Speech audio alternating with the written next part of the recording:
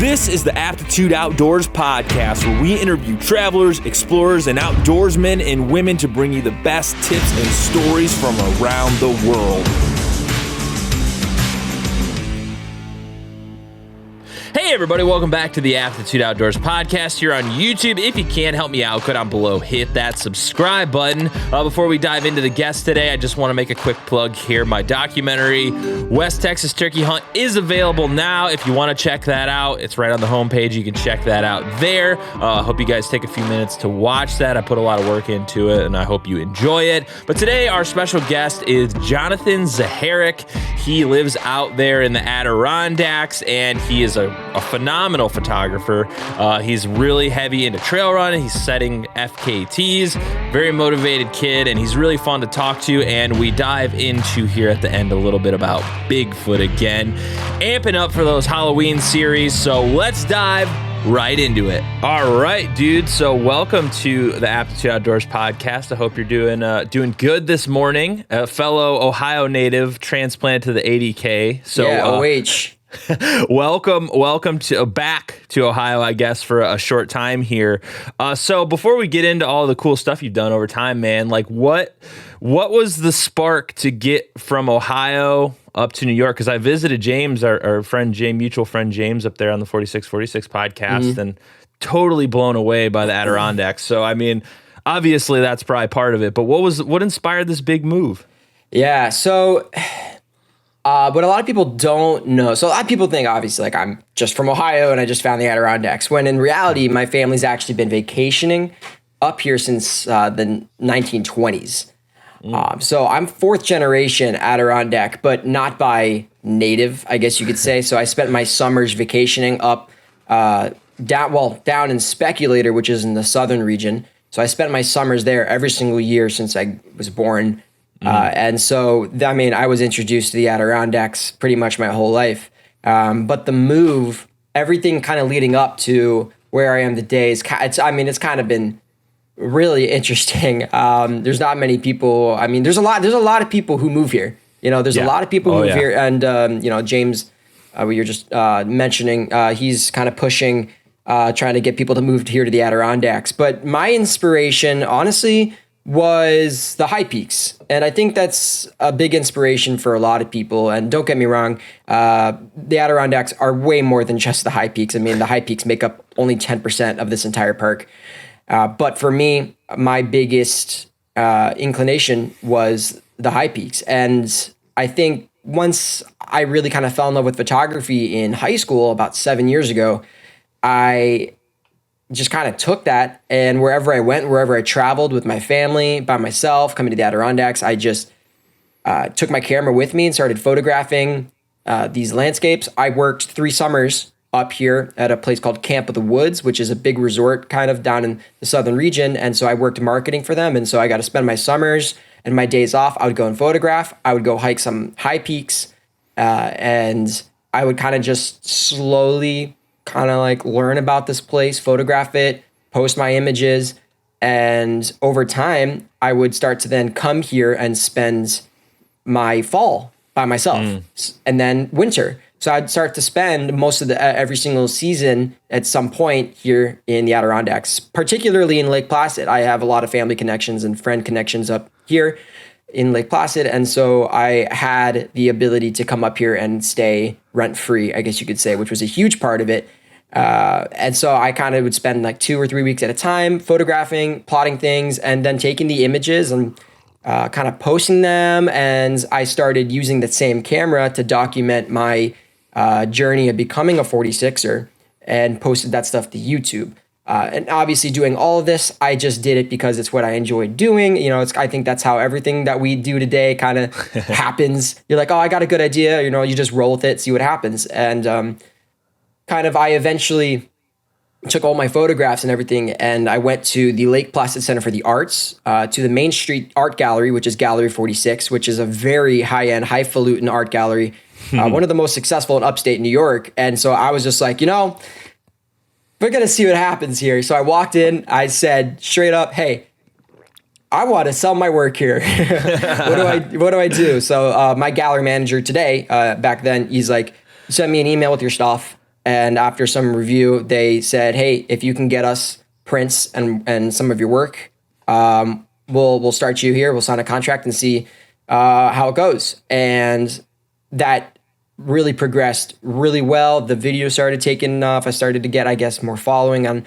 from other Adirondack lovers, which then really started to like make me realize, whoa, there's like a family up here. There's a niche up here for all this stuff. And people started to buy my pictures, and the subscribers started to grow. And eventually, in 2018, September, I just kind of got this epiphany. I guess I was like, whoa, I've been able to sell my images now kind of to at least make a part-time income back then. And I was like, wow, if I can find a really awesome secondary job, I can make living up here possible. And I always used to think that moving up here to the Adirondacks was going to be a retirement thing, you know? Yeah. And like, I'd always part of the Adirondacks, like I'd always be part of it.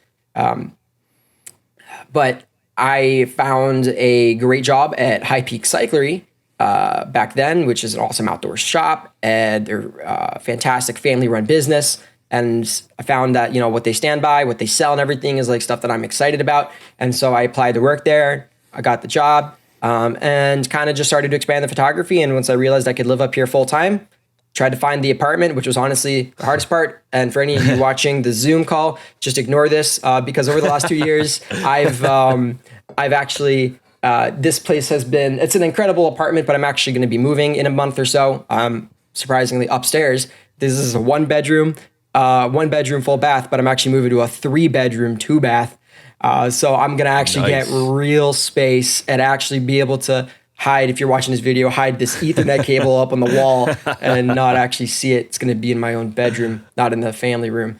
So yeah, it's just been a really kind of a grind, I guess. But I think I'm really grateful for the fact that like a lot of it was very like, I don't want to say it was like handed to me. It was almost kind of like, everything that's happened has just been waiting for me to find it. I guess you could say like it was there. Like there was a need for the videos. Like there was a space for the videos. There was a space for the photos.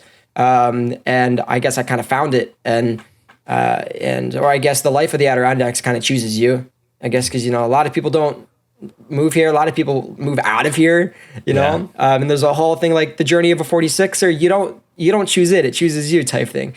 So yeah, the whole journey up here has just been interesting, and it's constantly progressing every single day. And even just being on this podcast, thank you for having me. This Absolutely. Is awesome. And so just, I mean, simple things like this are a incredible way to just talk shop, talk mountains, and share our mutual passions, I guess. But, well, you know, I was texting you yesterday, and I was like, man, I had meant to try and get you on the podcast while I was there. But by the time James drugged me up and down the mountains, dude, I was so exhausted. I had like a 15-hour drive back to Ohio or whatever it is, 10 hours drive. Was that your first time here? First time. Beautiful, dude. Amazing. So he invited you up here? Yeah. Okay. And I just, because we both are talking all the time because we have outdoors podcasts. And I was like, dude, I got to check that out. And I had, you know, left my previous job. I had some time off, whatever. I came and checked it out. And I totally understand why you moved there because, dude, it's like, there's nothing that you can't do up there. It wakes me up in the morning every single day. And the coolest thing is, so my apartment is like central Lake Placid, right? And so I'm raised up kind of on a higher street. So I'm probably like where I'm sitting, I'm probably like, I want to say maybe 50 feet raised up from Main Street up this hill. And then the apartment goes up 3 more stories. And so when I move, I get to go to the upper level, and on the deck, you literally could look out to the whole Sawtooth Mountains. And then like, you can see some of the high peaks to the left. And so it's like, I walk 50 feet outside, and it's like, boom, there's Algonquin, there's Colden. And it's like, I don't know. It's just so exciting. Well, that brings me to the first point I really wanted to go over with you. Mutually, you know, I love photography. That's like my second passion, I guess. And, you know, it probably is pretty hard to take a bad picture up there, even on a bad day. It's just so amazing. And that's what I love about nature photography, really, is like, I always say I love nature photography because it's difficult in that a lot of these places you go to take great photos are kind of hard to access. You got to work to get there. But then like the photography part, and I don't know if you agree with me or not, the nature just does the work for you half the time. It most certainly can. So it most beautiful. certainly can. Now, I will say this though, to kind of add on to that, the environment most certainly can speak for itself in the image, and like you can be provided such an incredible like opportunity to take a picture. Anyone with any experience level, any camera can take a picture, and you'll just go, "Whoa, that's awesome!" You know. And like at today's age, it's like most cameras now, like the auto stuff is so incredible. You don't need to learn how to do post processing and all this other junk. Yeah, and I know. You don't even know what ISO is, and most people don't even know what it stands for. I barely even know what it stands for, and I don't even think ISO is the correct way. I think it's like the International Organization of Standards. I don't know. It's weird. I think something like that. But but the one thing with photography that I think separates like photographers from people who just have a nice camera and like taking images, I think it's the art of being able to capture light, knowing your environment and actually understanding everything, understanding the foreground, understanding what's right in front of you, what's ahead of you, and what's above you. And, you know, I think there's like three parts to an image. There's what's right there in front of you. And, you know, I'm not a what's the word called?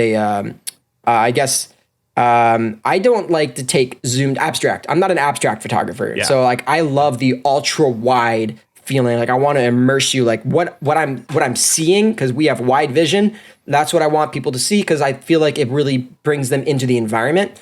Yeah. And so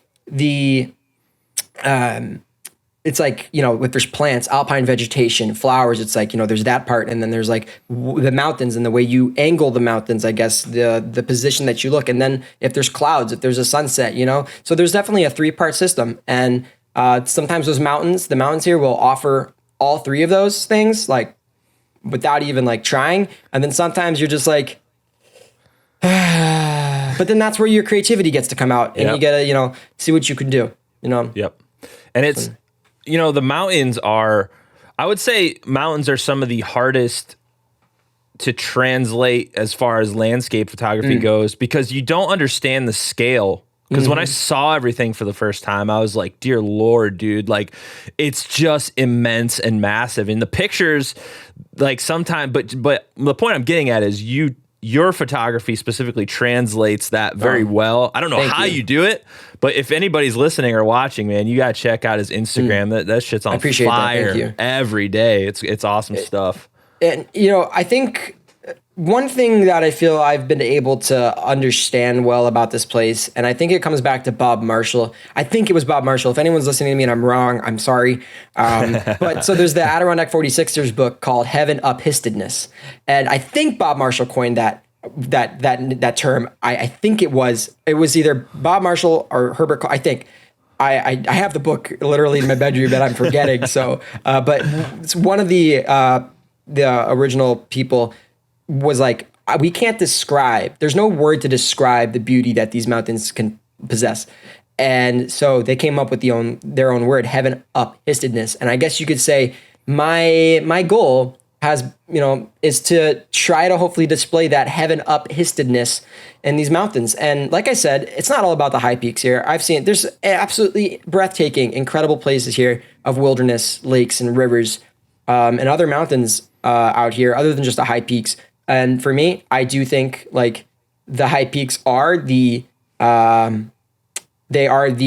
prize, you know, the princess of the Adirondacks. I don't know if that's the right word to say it, but it's just like they're the prized gem of these mountains. I mean, without the high peaks, there would be no Olympics here. If there was no high peaks, there'd be no tourism. Like it would just be barren wasteland, and people would say, why would people live here? You know, so it's like, you know, it's the mountains are what makes it, you know, and they're so incredible. Like you just start low, and then when you go up high, you're in a completely different planet, you know, and you're seeing some of the rarest plants in the world, and just how much effort it takes to maintain that and to, you know, keep people from stepping on something that they don't realize that took 300 years to grow. You know, and it's just the winter. Oh, the winters. Oh, I'm sure we're going to get into that topic, but the winter here is unlike anywhere. If any of you have ever done a winter high peak, period. I mean, even climbing a high mountain in the winter, whether it's in the Rockies, out west, or up here, it's just like the inclemency, I think that's a word, and just how rime ice forms and all this other stuff. It's every single season here, and the fall It's like, except April. We don't like April. I put my camera away in April. It sucks. Unless you're a wildlife photographer, but I don't have a good zoom. But yeah, so yeah.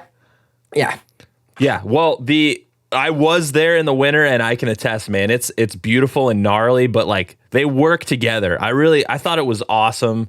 January, just like, I think I was up on Hurricane Mountain, just like ice blast to the face.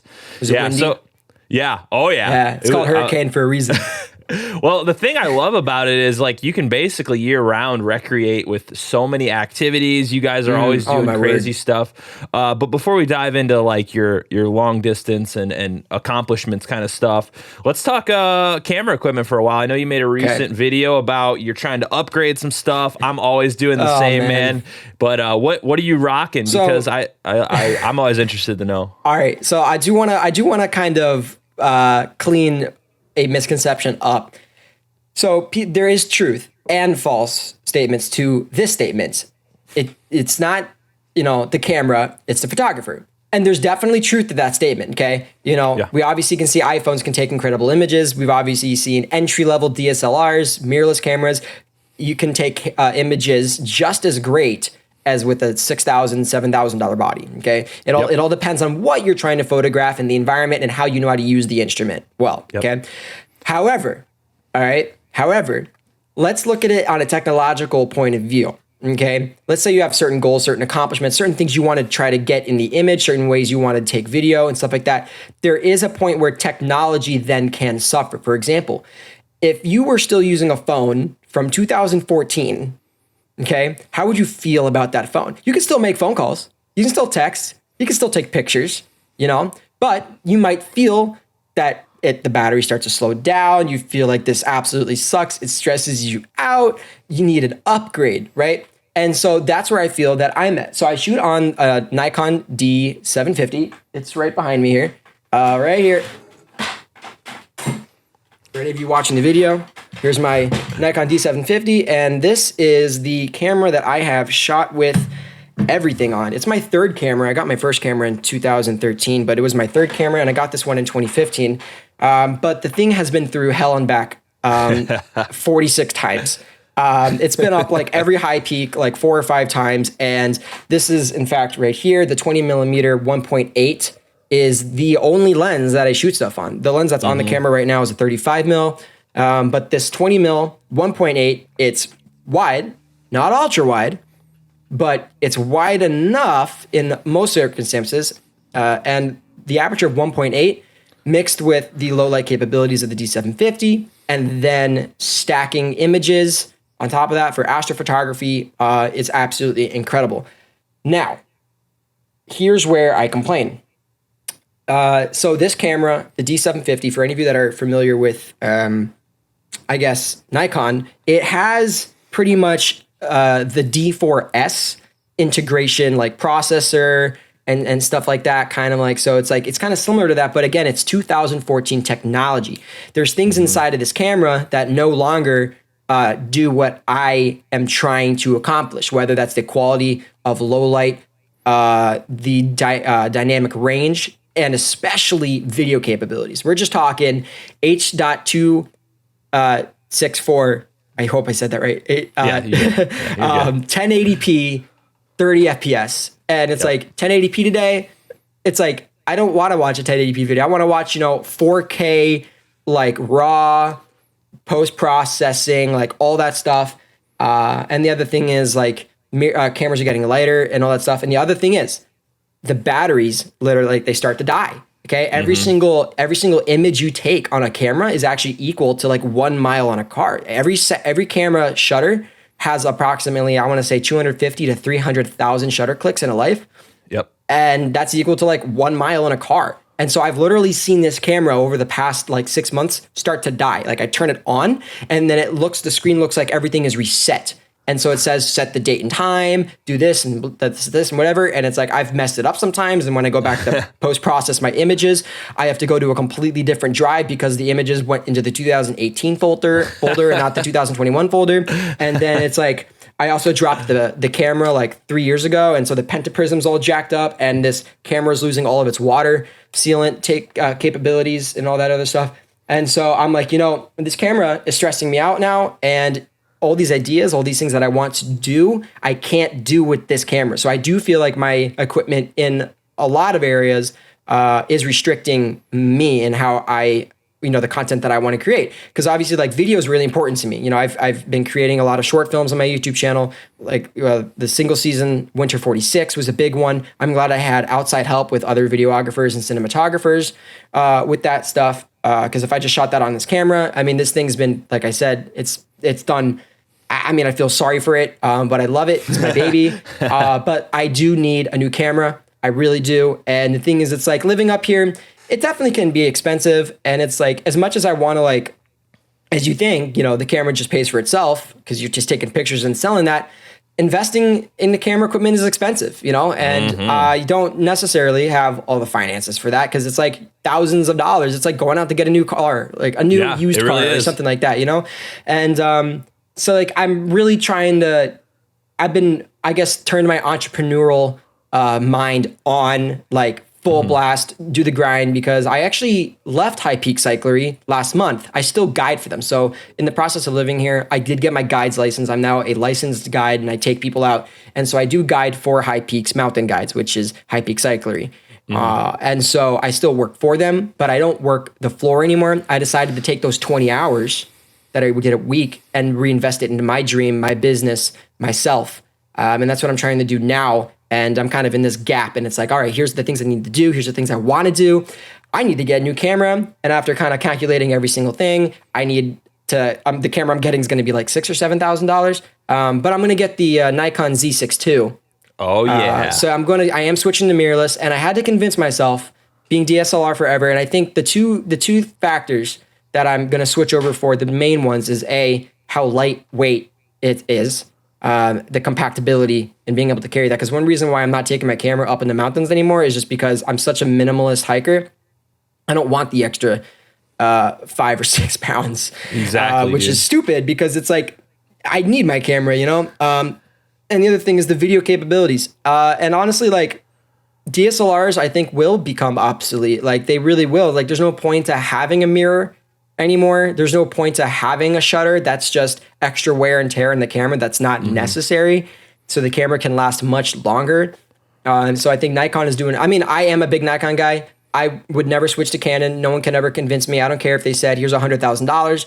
I'm not switching to Canon. That's just me. And we know we all have our opinions, and it's okay. Canon people say that about Nikon. I do like Sony though. Sony's great, but let's be honest, Sony made pretty much all the cameras we had today. Because they made all the sensors and everything, and all that other stuff. So I'm not trying to rant about, like, needing something. It's just like, I've been shooting on this camera for a while. I know I need the upgrade, and so that's what I'm kind of gunning for here over the summer, trying to get that, because I have a lot of trips and stuff planned, and I don't want to keep bringing the same content, I guess, that I've only been bringing for the last 4 or 5 years. I want to upgrade that, so.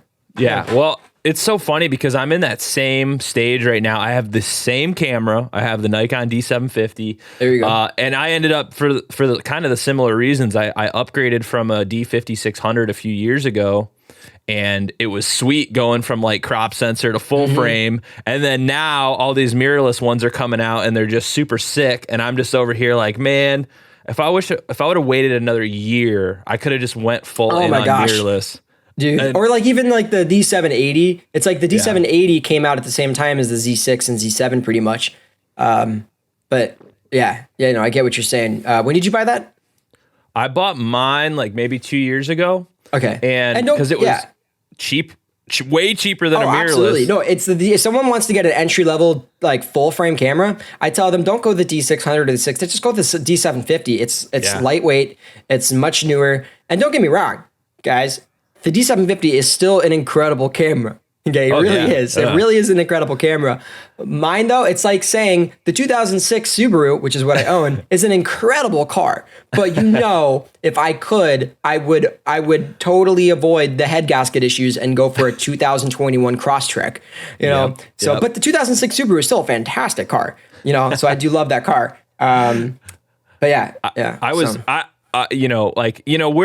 we're in that we both are in that creative world, Sure. and like we're outdoorsmen, so we're always trying to like, because outdoors equipment isn't cheap either, so we're always trying to ride that line of like, Oh, my what word. can I afford at any given time? And the reason I ended up going with the D750 is because I could get a 600 millimeter zoom lens for like $800 instead of like a full frame, like, or a mirrorless camera. Right. Everything has to be all new, or you have to get adapters and all this Sure. stuff. And I was like, screw it. I'm gonna hang with this thing until it dies. But I still make money with it all the time. I made There you go. $150 yesterday just taking pictures for people, you know? There you go. It's super easy. So yeah, Yeah. I know what you're saying though, but for you as a person that's driven to become a full-time creative, it is important to have top of the line gear. And I know a lot of people, I even argue that gear isn't that important, but that's like when you're starting, like when it Right. comes to outdoors There is a line. gear. There is a fine line, and you got to know how to use that technology. Like I'm saying, it depends on where you are in your level. And by the way, it's like the Z6 II does not cost $6,000. It's like a $2,000 build. But obviously, I don't want to have to use the same F mount lenses that I'm using. Even though I am going to get the adapter, I'm still going to buy like some new lenses and stuff like that because I want to be able to do it right. Yeah, You know, absolutely. So yeah, that is a valid point, and I think there's people, you know, they understand the more you get into something, the more you understand. It's like being an engineer. You don't become an engineer and then you just use like the crappiest stuff you can find. Eventually, you're like, this is my career, my life. I need good tools. You know. Actually, a great example is hiking. You know, out in the outdoors, like especially winter hiking, when you start out and you look at your gear and you realize the stuff you should not be using, and then how well you can invest in a pair of snowshoes, or you could buy a $50 pair of snowshoes online because you just wanted to get past the regulation, or you actually invest $200 and buy a nice mountaineering pair from MSR or Tubbs or whatever, and it's like, you know, and then your hard shells, your puffies, you don't go 600 down, 600 fill down. You go 800. You know, you realize the different properties and all these other things, and it's like you do get what you pay for. And investing into your gear, going out into the wilderness, is just important. And it's like this camera, like I said, 5 years ago, if it got rained on, no issues. Now, liquids start seeping into certain areas, and it's like, okay, yeah, no, we gotta be careful now. All right, And I'm not a careful person. I feel that, dude. Me neither. I'm always breaking shit. To transition a little bit in more into the outdoors focused stuff, I was trying to figure this out earlier. How many times over are you a 46er? I couldn't get a solid answer researching, so I'm just gonna ask you. Yeah, wait, you were trying to find out for me how many? Okay, so it's kind of different. If there's any 46ers listening to this, if I'm gonna have to be like, so there's, okay, in my mind, mentally, I'm 7-time. Okay, in my mind, mentally, I'm 7-time. Why? Because 95% of the high peaks I've been up 7 times. However, I've only been up Gray 4 times and the Dix Range 4 times. Other than that, every other mountain, it's like, I think this past week I hit my 321st high peak, and that's just in like the last 2 years. Wow. And so, you know, so it's like technically to the actual like 46ers, I'm only 4 times over. But in my mind, it's like every other one. It's like if I were to go hit Gray today, right now, I would become 5 times. Obviously, the Dix Range too. If I were to go hit those 2, it's like boom, there goes the 5th time. If I were to go hit them a 6th time, boom, you know. So it's like a new round. So pretty much, I like to say 7-time, but I guess I'm only 4-time. And you know, I have friends and stuff like that, and it's like people like are blown away when people say like, "Oh my gosh, you know, you're 2-time, 3-time." It's like, but there's people out here that, you know, have dozens and dozens of rounds, and it's like when you live here. For example, Gary Kosh, he's I think he's like 80 there, give or take. He's I think I want to say he's 86 rounds in. And last time I talked to him in 2019, he was only 77. Or something like that. So I might have gotten those numbers wrong, but you know, so it's like there's people out here, and like myself, we're working on our Grid 46. Me, Amanda Riggs, Jay Whitborn, a few other people that I'm friends with. We're all kind of like we're called Gridiots, so we're trying to hike all 46 in every month of the year. And so it's not in one consecutive year. No one's done that yet here in the Adirondacks. But you kind of just do it over time, but eventually you have done all 46 at one point in that month. Wow. And so I guess that's what I'm working on now, and I'm pretty much halfway done, and I'll be done next year. But yeah, so it's like, being 24, it's like, I don't know how I would like to spend the rest of my life here. I really would. I'd love to raise my family here. And I kind of look retrospectively, and it's like, well, theoretically 20 years, 30 years down the line, who knows how many rounds are going to be there. And people are like, well, why don't you go somewhere? I've hiked like everything in this park. Obviously there's a lot, like I'm working on my 80K highest.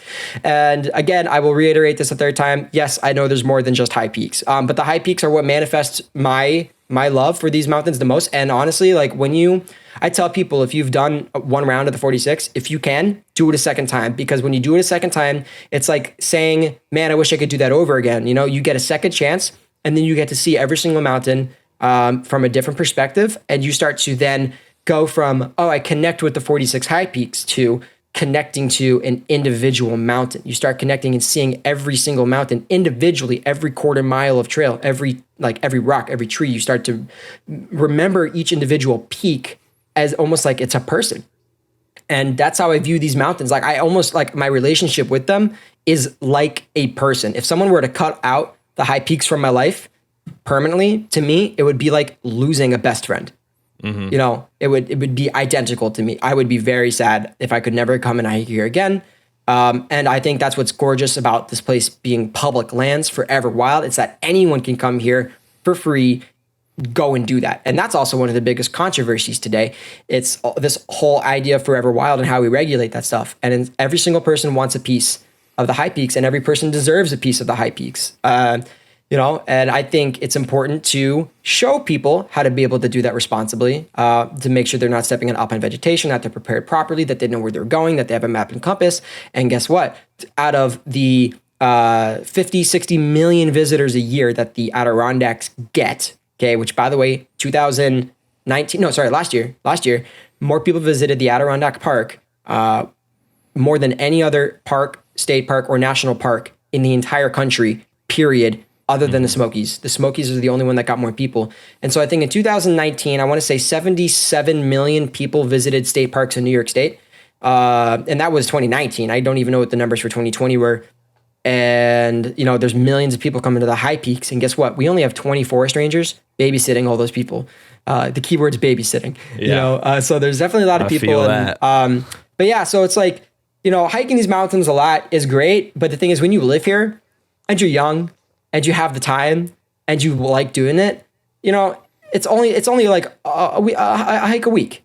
Like one hike a week. If you were here every week, you get 50 hikes in a year. It's like, that sounds like a lot, but it's like you're only hiking once a week. Yeah. You go hike once a week, 50 times, you can easily do 2 rounds, in a year. So again, it's all perspective. I'm not saying doing a whole round of the 46 is easy. Okay. Hiking, there's nothing easy about hiking out here. You only become adapted. It doesn't change the weather. It doesn't change the trail conditions. It doesn't change that. It just changes how you adapt to the wilderness, I guess. But yeah, so it's been an awesome journey, kind of just, seeing everything from a different perspective, going up mountains at different times of day, different times of year. And I think it really helps your perspective to understand this wilderness. And that's why I do it. I obviously I do love the achievement, but it's like at the end of the day, I'm doing it because of how much I love these mountains and I want to spend time with them. You have a best friend, you want to spend time with them, Yep. You get FOMO, right? I get FOMO when I see all my friends out in those mountains enjoying them when I'm not. And when there's gorgeous weather and I'm working and I can't go, it's like I get FOMO, So yeah. And it's awesome because you're pretty well traveled. I've seen some of your videos. You've been out west. You've done some of the other stuff out west. You've been to Europe and done some cycling. So let's talk about. I really do. I like cycling a lot. I know I don't look like a guy who would like cycling, but I really do. My bike's actually busted right now, dude. I don't know what's going on with it. Like, it's not. I have a nice bike. It's like a Trek. It was like a $2,500 bike I bought for my buddy, and like, it's just not shifting right. And I've taken it to like 3 different shops now. I can't find out what's wrong with it. So I'm getting frustrated because I hate running, and I know you love running. So we'll dive into that too. But what was that? I know that was a few years ago, but what was cycling across Europe? Sure, yeah. Spain, France. Yeah. It's awesome. Oh man. definitely some awesome memories and some bad memories with all that.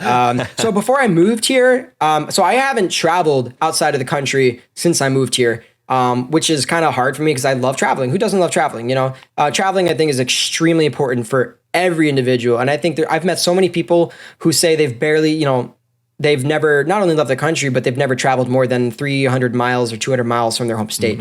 And I think it's so important for every single person to get out and explore, to see different cultures and experience that, to see what the world offers, because it really changes your personality, your perspective. Well, not personality, but it changes your perspective on a lot of stuff here, different cultures, where people are financially. And even though like the poverty line in the United States is still like above the 5% mark of wealth around globally, I think it is if you make more than $30,000 a year, you make more than 1% of the entire globe or something like that. Crazy. Yeah. So before I moved here, I think I traveled to about 30 different countries, and I went to every single state almost 3 times over, except Alaska and Hawaii, hard ones to get to. So in 2018, my friend Nate, who was a local from where I lived in Ohio, farmland, he was like, "Hey, John, you want to go do something cool next summer?" I'm like, "Sure, what you got in mind?" And cycling's not on my mind at all. Nothing. It's just like, I'm thinking in my mind, let's go fly somewhere. I'm going to go photograph stuff. Let's go hiking, camping.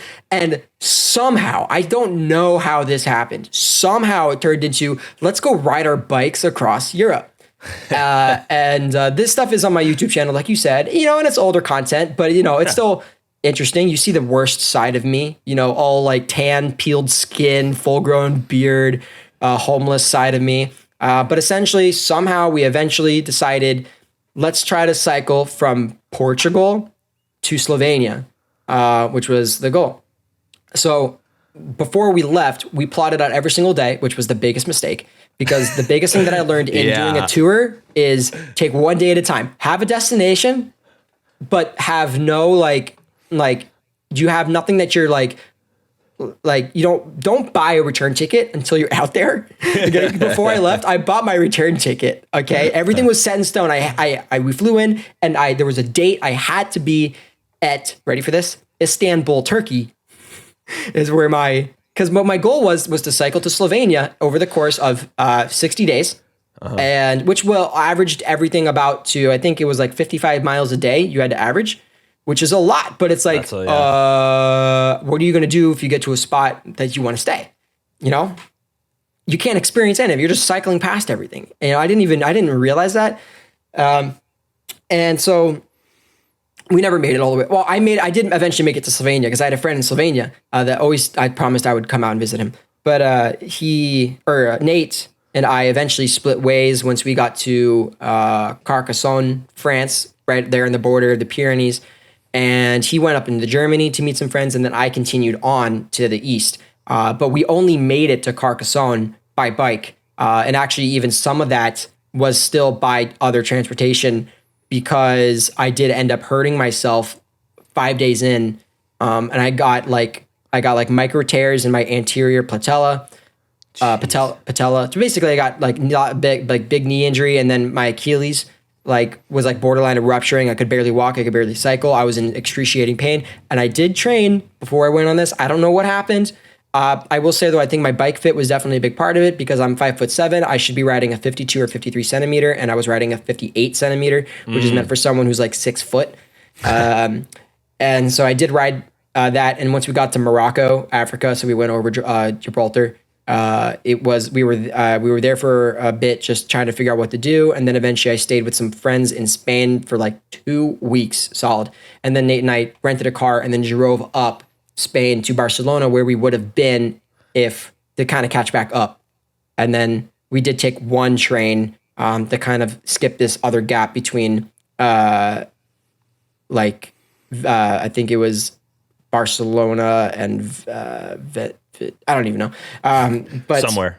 Yeah, somewhere. But so yeah, it was definitely it was really crazy. I mean, there were nights where we were in hostels, couch surfing, legal tenting, and also I slept on park benches. We ate at Aldi's every single day, $15 a day. The flight there, round trip, only cost me $400. Nice. Round trip. And I even was able to snag a full day layover in Ukraine. So on the way back, I got to spend a whole time in Ukraine, which, by the way, I know I don't want to keep the segment too long. So the trip was pretty crazy. You can go and see that stuff there on the YouTube channel if you want. If you want. Yeah. But the craziest part actually was when Nate and I split up, and I never documented any of this, but me trying to I shipped my bike back in France. And so I took transportation to Slovenia and met up my friend, and then took public transit all the way until Turkey over throughout the week. And what happened every single day is so my phone was stolen. All I had was a laptop for communication. Getting there was absolutely insane because I had no way to I couldn't get Wi-Fi, because every single place you needed Wi-Fi, you needed a phone to get the SMS code and stuff like this. So I could never connect to Wi-Fi. So I was kind of roughing everything, kind of homeless, trying to figure out where to go, where to stay, and just trying to survive. And I even, there was a point where I was in Macedonia and I paid a guy $20 who was super high, smoking a blunt while also in the car, and he drove me into Kosovo. And then the next morning, I took a bus to Thessaloniki, Greece. And that day, the next day, as I was trying to get out of there, full tear gas shield riots broke out because of this war between Macedonia and northern Greece, and all the bus stations absolutely were closed down. I almost missed my bus by 15 minutes to get to Turkey, and if I missed that bus to Turkey, I would have missed my flight out of Turkey.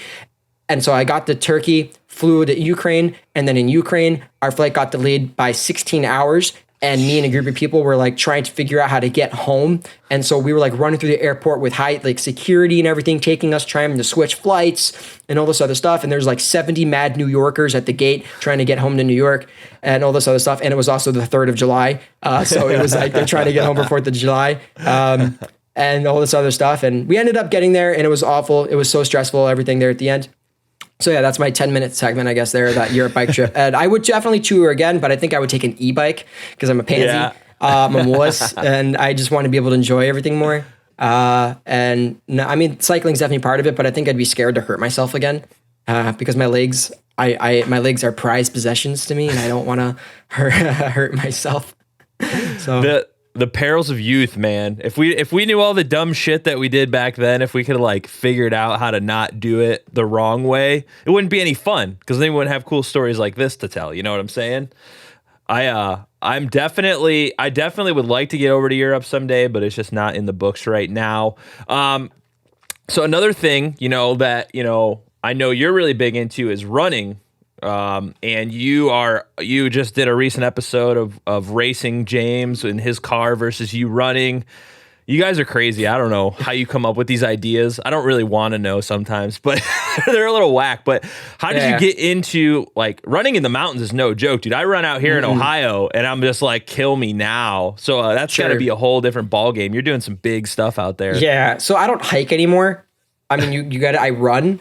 Yeah. And so over the last year, I've been able to kind of get myself into the trail running community here, because there's a lot of incredible athletes out here, and a great source of information and friendships you can make from other trail runners, high up people that have been doing it for a long time, and learning from them. And so I think when you hike all 46, you get really good at hiking. By the time you're towards the end, you're passing people, and it's your body gets adapted to that. And so since moving here, I was hiking every single day and all this other stuff, and then realized, I got pretty quick at it. And so then slowly over time, kind of just got more minimalistic, kind of changed up footwear, and I slowly evolved into a trail runner. And then once I learned the mountains here, once I learned the trails, once I photographically memorized everything pretty much, and learning how to eat, learning how to drink,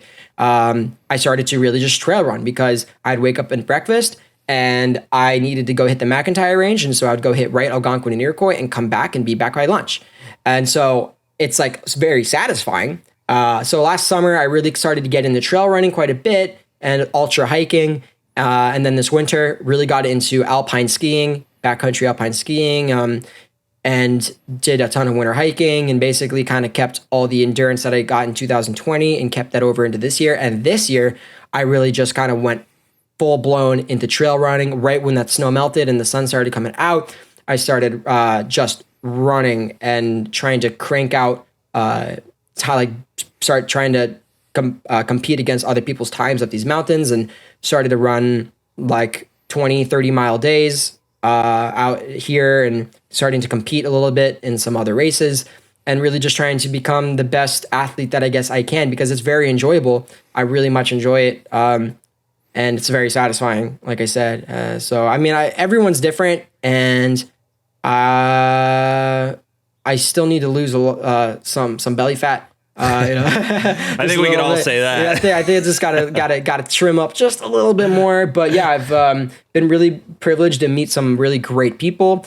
And the thing is, don't tell them, not those people, but don't tell the trail running community out here. But they don't want to run with you. They don't want to cycle with you if they don't think you're up to their level. That's anywhere. There's like, it's kind of just like we don't want him. Who invited him? Type thing. And so I know, at least for me, I'm assuming probably, people have this perception of me that it's like, oh, dude, he's some hiker kid from Ohio. Who invited him? And it's like, but no, I really, really do love trail running. I really do think I can carry my own weight out here now. And I'm just trying not to hurt myself during that race to the lodge, which, if anyone here is familiar with the Adirondacks, pretty much James and I went to Upper Works together, and I was running through Indian Pass to get back to the lodge, which was a 10-mile run with almost actually 2,000 feet of climbing, and one of the roughest trails I've ever been on. And he drove the 68 miles back around the mountains, back to the lodge. And if it wasn't for that really awful 1,000 feet of climbing, and it wasn't the elevation that got me, it's the trail was so awful. It was probably some of the worst trail I've ever been on. You just couldn't move fast at all. And I also really hurt my ankle. It rotated and just popped, and it was only 3 miles in. And so I do think retrospectively, now that I know the trail better, and if I don't hurt myself, and if it's drier, and I definitely think I could potentially beat him next time. But I didn't beat him, spoiler. But yeah, so I don't know. It's just like, trail running is great out here. It's its own sport. Like you said, there's a lot of sports out here. There's some absolutely insane athletes. And there's like biathlon people. The Nordic skiing out here is ridiculous. What people are doing out in the mountains, and it's like, scares me. And it's like, I wish I grew up skiing. I wish I grew up in the mountains. But yeah, I guess we just adapt to what we're given. That's all we can do. Roll with that. So. Well, speaking of running, I know you are going after some FKTs out there. I believe you hold the FKT for the Bob Marshall Wilderness, if I'm not mistaken. Yeah, summer and winter. For the summer is going to get destroyed. I know that. So there's people that have already, I think six or seven people that have already gone out this year just to kind of through hike it just in a day. Mm-hmm. But it's like, but yeah. The FKT world is awesome. Like it's like, for anyone that doesn't know, that stands for fastest known time. And it's the actual athletic version of Guinness Book World Record. So it's the official record holding company.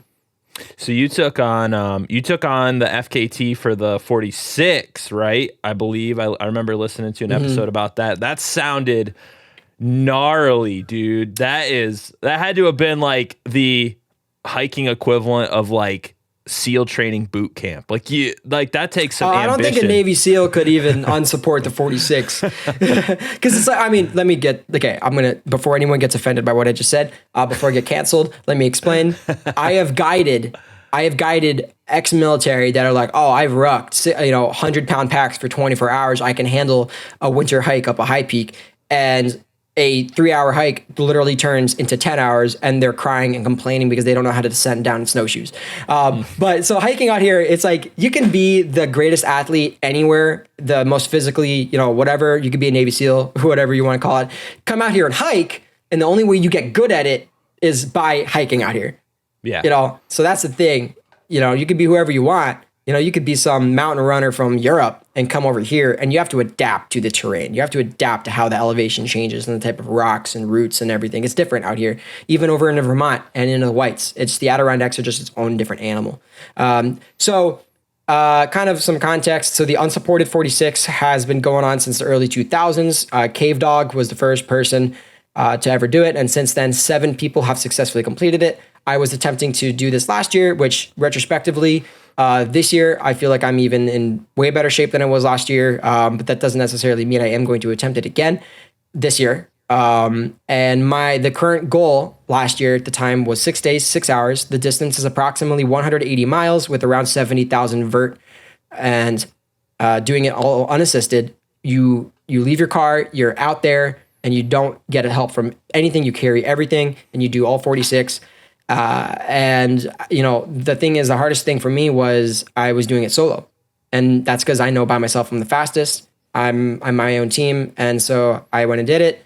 Got to the end of day 3 and kind of gave up for 2 reasons. One, mentally, it was awful the way that those mountains can get to you. They become your worst enemy. Physically, I was fine, but I was really mentally hurting. And no matter how many people I saw on the trail or people I would call on the phone, they wouldn't really help. I think just hiking with someone is like that was the best stuff, when I was with someone who could kind of keep my pace, and we would just kind of hike for a bit and then kind of go off our own way. That was awesome. But the other thing is, when you do anything, I spent a whole year kind of developing the route and getting ready for it. Even though I said, oh yeah, this is flawless. I got the perfect weather window. I got everything down to the T. I went out and did it, and it punched me in the face and said, ha, you thought you knew. And even though my route is great and everything, it's just like my times were off and everything. And so it was like the first time I went and did it. And I think anyone will understand, and every single person who's there, I think there's very few people who successfully have done it the first time they went out and did it. Most people have to do it more than once. And that was the case for me. And a lot of people don't know this. I did do it a second time that a month later, but I stopped on the morning of day 3. And I just realized I ruined it for myself the first time. And it wasn't the right time. And so I just kind of stopped. Now, this is the first time I think any public record is coming on about this. And I was going to actually not announce this, but I was going to share this with the public. I'm going to make a new High Peaks weekly report here today and put that out tomorrow. But a guy by the name of Matt Maskela, I think his name is, yesterday, he beat the unsupported 46 record yesterday. Ooh. And he did the unimaginable. The time he got was what my goal time was. He basically did exactly what I was trying to do. I think I want to say he's maybe around 30, 32 or so. He went out completely solo. His own route he's been developing over 2 years. And the current record was 6 days and 6 hours. And the thing is that 6 days and 6 hours, if Mike, if you're listening to this, who has the 6 day, 6 hour record, don't get me wrong, that's an incredibly fast time. However, when you study the days and the route and everything, there's still, and I'm sure they would agree with this too, there was still a lot of room to be taken off of that time. I mean, it went from 8 days to 7 days to 6 days every attempt. And it's like when you study the routes and everything, you say, hey, you know what? I think the theoretical time for this is sub 5 days. I think it can be done in under 5 days. It all depends on your pace, your route, what you do, your speed, and all that. And so Matt here crushed and did everything in a unique way. I studied his route. There's definitely some things I would absolutely have changed. But such as every first attempt when you kind of plot something out. But he did it in, ready for this, 4 days and 21 hours and 51 minutes, which was my goal. But retrospectively now, I don't think the way that I was approaching it was honestly solid for about 5.5 days. How he was able to get sub 5 days was absolutely incredible. And he has not released a detailed report, but based off of my observations, he was able to actually do the route in a way no one's ever done before and attack it in a way no one has ever considered before. And he basically took 3 out of the 4 days and was able to plot it so that every single day was a loop. It wasn't a through. So the Stewarts and Santanonis, he actually was able to loop it. The second day, Central High Peaks, he was able to loop everything. The third day, the Great Range into Colvin Blake, Nippletop Dial, the Dix Range, Giant and Rocky Peak Ridge, he was able to loop it. And so with that, you get a day pack, all of it with your main backpack, and then you day pack and trail run everything and then come back to your backpack, which has everything. And so I think probably around 75% of his whole entire thing was done completely 5 or 6 pounds in your backpack and you're trail running and you're doing all of it. And so the way that he attacked it is probably how I'm gonna do it next time. And I definitely will go for the record. I don't know if I'll do it solo. I might do it with a friend, one of the previous record holders. Maybe that's this year, later. Maybe it will be next year. It's always going to be there. The mountains aren't going anywhere. And so we'll see what happens. I do think I can do it, but obviously the mountains are, at the end of the day, what we're at the mercy of. Yep. And injuries can happen, and maybe I'll never get it, and I'm okay with that. You know, it's just a fun goal, and I would like to get it one day, but yeah. So it's something to look forward to. All right, we got 2 more things before we go. I want to wrap up here for you. Yeah, I'll kind of go quick on these next 2 things. So. Yeah, I don't want to keep you all day. But number 1, got to talk about it, Bigfoot. Mm-hmm. I know you're a huge fanatic, and I know James is a huge fanatic, and I know yeah, baby. You got your new clothing line out with your Bigfoot shirts. I'm going to have to grab one of those. Shameless plug. I just dropped a new merch shop. You can find it on my website. You can find it on my Instagram, High Peaks Apparel. And you can even go highpeaksapparel.com. That's it. That's it. highpeaksapparel.com. Yeah, sorry, continue. I heard you had a freaky encounter during one of your early morning runs. So if you are interested in sharing that, it's totally up to you. But I would love to hear it because I'll give you the 5-minute rundown. Okay. Perfect, so here's the thing. Perfect. Disclaimer: I am not claiming that these events that occurred to me are a Sasquatch. I'm never claiming that. All I'm saying is the behaviors line up, and it's unexplainable. And believe me, before you come and tell me that it's a person or that it was a beaver or that it's a bear or a moose, I just ask that you hear this with an open mind, okay? And when I say something, I 100% mean it literally, okay? So, the Allen Wilderness, anyone that's ever hiked in the Allen Wilderness, and that's what I call it, that's not technically its name, it's still just High Peaks Wilderness, but it's the wilderness between the trailhead and Allen, and it's about a 9 to 10 mile stretch of nothing, one way to the mountain. And when you go in there, you're there. So on my first attempt, once I was done 36 miles in, I got to the Allen trailhead. I still had to hike in 6 or 7 miles, and it was like 10:30 p.m. It's like on a Wednesday night. There's absolutely no cars. I'm by myself. There's no cell service. There's absolutely no way to contact anyone, period. Even if I wanted to quit and just give up, there was no way I was able to get out of there. There's just nothing. I have to keep going. I have forced myself in this situation. And so I'm walking through I start walking through the trailhead, and about a mile in, or less than a mile, you get to a place called Lake Jimmy. And when you get to Lake Jimmy, there used to be a bridge across the water, but now you have to kind of walk around this football field size bay right there, this little inlet. And so you walk around it. And once I got to the other side, it kind of crests within 100 feet of the water where the bridge came out on the other side.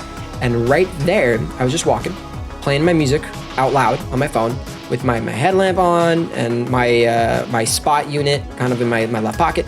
And I just hear this very loud splash, just a splash, okay? And my body wasn't looking for it. It was a loud splash. It didn't process any particular sounds. It was just a very loud splash. And the first thought that went into my mind was, whoa, it sounded like someone was kind of trying to play a prank on me and throw a big rock in the water and say, whoa, look at that fish. So that's like what went through my mind. And then I just kind of stopped. I took on my music, I paused it, and I just listened. And then there was a second, but it wasn't a splash. It was like you took a 15-pound rock and you threw it into the water, and then the water displaced and went everywhere. You could clearly, it was distinctly a large object in the water. It wasn't a beaver moving and slapping its tail in the water. It wasn't a moose kicking the water. It was distinctly a rock. It's a very distinct thing. And that's when I kind of went pale white, and I was like, what is that? Because I'm trying to correlate that to I'm just trying to make sense of it because I've never witnessed that. And I'm just standing there, and then it happens a third time. But this time, the rock actually goes onto the shore, and you hear it hitting other rocks. So it's it's a rock, but it's not baseball size. We're talking probably the size of a baby. You'd have to put this thing on your shoulder and lug it. But this thing had huge momentum, and I'm just there's absolutely something standing 75 feet away from me on the shore doing this because I'm standing here. It's clearly letting me know it's here. And by the way, there's no cars in the trailhead. No one signed in for over 24 hours. Okay, there's no, the idea of saying that there's someone out there, to me, is more ludicrous than saying there is something that is not a person out here doing this. It just makes way more sense. So I start panting. I take out my SOS unit and I'm like, am I about to get attacked? Is something about to happen? And I look back and I say, okay, it's either I run back to the trailhead or I just keep going forward and I have to walk past this thing. So I was like, all right, I'm not about to quit and tell people I stopped because of some noises in the woods. Okay. And so I just kept going. I just kept going. And eventually 3 miles in, got to a spot in the middle of the woods, set up my hammock, went to bed for 4 hours, woke up and kept going again. And I was just, the whole night, I was just like flipping out in my mind. And it was easy to sleep because of how tired I was. But just, I kept looking back like every 10 seconds when I was trying to hike past that moment and all this other stuff. Now, this next part real quick is the part that nobody knows. Okay. So this is going out really to the public for the first time. But because of that moment, it was really that terrifying for me. The second time I went to go attempt this FKT, I knew I would have to go experience that all again. Every single thing lined up well. When I got to the summit of Santanoni on the first day, the sun was in the same place, there was the same weather, I was wearing the same clothing. It was literally deja vu. And I knew I had to hike down in the dark and go through Allen again. But I'm in my mind, I'm like, you know what? Most likely nothing's gonna happen. It's just like, there's a chance, because it did, but I have to just be like, whatever, I'm nervous. The sun's going down, and I genuinely was like scarred from that first experience. It was that bad for me. It really was. And so once I got to the Allen Trailhead, there was like 6 cars. I don't know why there were 6 cars, because it was like 10 p.m. at night. There was a guy at the parking lot. I actually asked, hey man, could I pay you $50 to walk in 1 mile with me? He said no. I'm like, oh man, are you kidding me? So I was like, all right. So sorry. What I didn't mention is, so you have to walk 1 mile of road between the Santanoni Trailhead and the Allen Trailhead, 1 mile on this back road right next to the Hudson River. And it's as I'm walking along the road, huge rock, boosh, right into the water. And I just stop. I freeze in the road and I say, are you kidding me? But the rock was so big, it hit the riverbed. Underneath it hit the other rocks. The water went all it was clearly a rock. Okay, people, it was a rock. Exclude every other possibility in mind. It was a rock that probably weighed at least 20 pounds. Yeah, I had to freaking push it off a cliff or something like that. And it went super into the water, right? Boom, second rock. I'm like, not today. I am not going through this again. And I just kept going up the road. I just started running up the road. I didn't hear a third rock. And I'm just like, I can't believe this just happened again. What is doing that? I don't want to find out. I don't want to go over there and look, Beavers hate moving water. Okay, people, beavers hate moving water. A moose, what's moose gonna do? Okay, a moose can kick the water for all it wants to do, but it can't mimic a 20-pounder rock with velocity hitting a river and hitting the rocks underneath the water. You could clearly tell it was a rock. Okay, point made. All right, I kept going to the trailhead. Ready for this? I keep going in. I get past Lake Jimmy. Nothing happens. I get past Lake Sally. Nothing happens. And I'm so tired. I get to the exact same spot that I set up my hammock the first time. And as I'm setting it up, full-grown tree comes ripping down in the woods. Dead silent, middle of the night, no wind, but it's like maybe like 100 yards in the woods. So you can hear it kind of just like distantly. And you just hear, we're not talking a branch crack in or like a small tree. We're talking a full-grown. The tree probably was over 100 years old. So loud, just ripping down in the woods. And it's like, yeah, I could have been in the woods the same time. I just happened to be there when a tree falls. But it's like, I don't want to just let nature win. Because these things are so abnormal, they just can't be natural causes. They just can't be. I'm not claiming it to be something supernatural. It is. And I was expecting to start hearing tree knocks, whooping, all this other stuff. Just like, I'm really hoping I don't wake up in the middle of the night and hear something pacing my campsite. And so then I woke up the next morning and I kept going. And that was pretty much that experience the second time in the same exact area. Now, I will tell people, this is not for those who don't believe in Sasquatch. This is for those who do understand that it is a real flesh and blood creature, and that's what I'm going to go and say right now. But I've heard well over 20 different encounters that people have had out in the Adirondacks with actual Sasquatch encounters, having them being rocks thrown at them, sticks, finding the footprints, actually being attacked, people hitting them with their cars. I know that sounds absolutely nuts.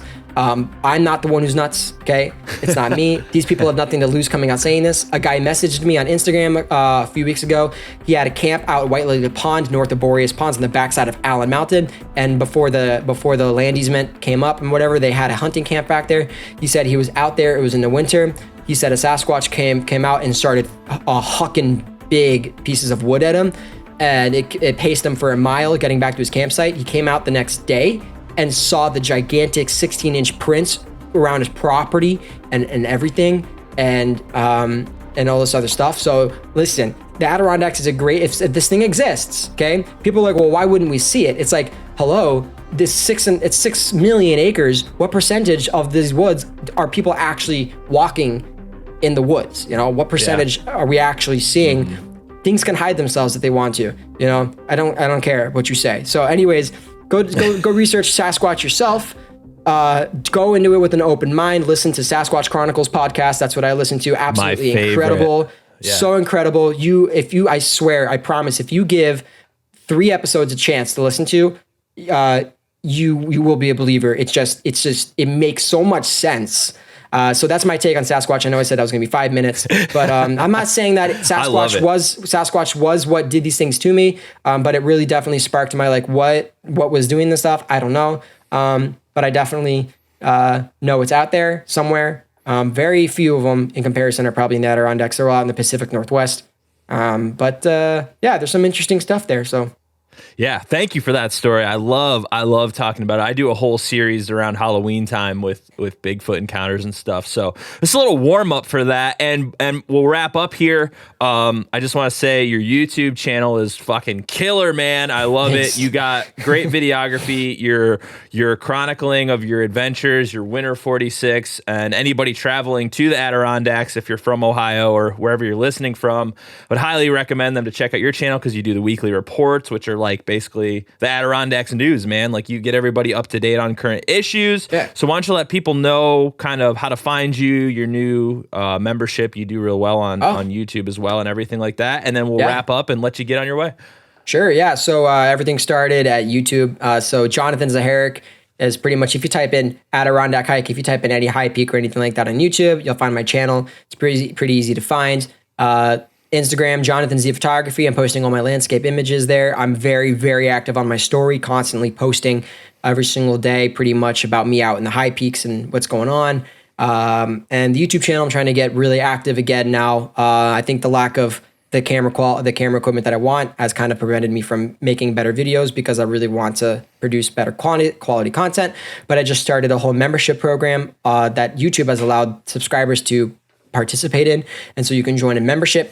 And through that, you get some incredible perks back, discounts and free stuff. And it honestly totally pays for itself with all these other. I just dropped a member exclusive vlog today that's never been released from 2019. And so there's that. My merch shop, highpeaksapparel.com, trying to create some really cool niche Adirondack high peak clothing that you won't find anywhere else. And yeah, it's pretty much my stuff. All right. Well, Jonathan, you're the man. Thank you so much for coming on the show. And everybody listening or watching, please go check out his channels. And I'll have to come out there again, and this time hang out with you and James. We'll take you out to Allen Wilderness tonight. Yeah, he almost killed me. So it's your turn, right? yeah. The woods will kill you. I'll bring you to the place where the woods will kill you. All right. Hey, everybody. Thanks for watching this episode of the Aptitude Outdoors podcast. If you can, help me out. Go down below, hit that subscribe button. And again, the documentary West Texas Turkey Hunt is available now, so if you could check that out, I greatly appreciate it. Put a lot of work into it, so I hope you guys enjoy that. And I want to thank Jonathan for coming on. Make sure you head over to his YouTube channel. He's got tons of great content if you're ever heading to the ADK or you live there. You definitely want to hit up his channel first because he runs weekly shows about trail conditions, stuff that's going on, so it's a really great resource. And I want to thank you guys for watching, and I'll see you next time.